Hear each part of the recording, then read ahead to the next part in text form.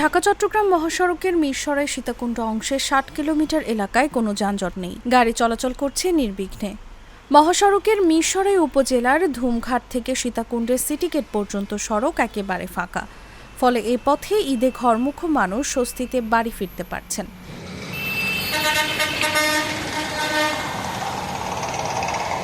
সংশ্লিষ্টরা বলছেন, আজ থেকে ঈদের পরবর্তী ৩ দিন ঢাকা-চট্টগ্রাম মহাসড়কে পণ্যবাহী গাড়ি চলাচল করবে না। এতে এ পথে নির্বিঘ্নে যাতায়াত করছে মানুষ।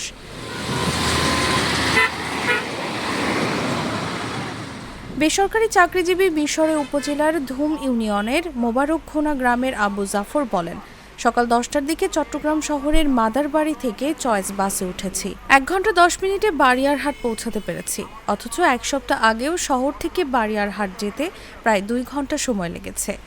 প্রতি বছর ঈদের সময় সড়কে যানজট থাকলেও এবারের চিত্র সম্পূর্ণ ভিন্ন।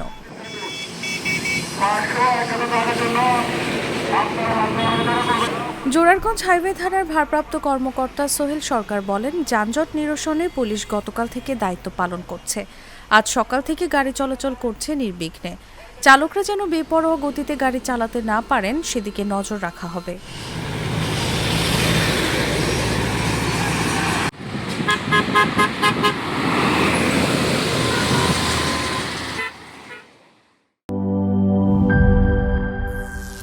করিম চাচা, আপনার প্রিয় মানুষদের কখনো বিপদে ফেলতে চাইবেন না স্যার। তাহলে আমাদের বিপদে রাখা কি ঠিক হচ্ছে?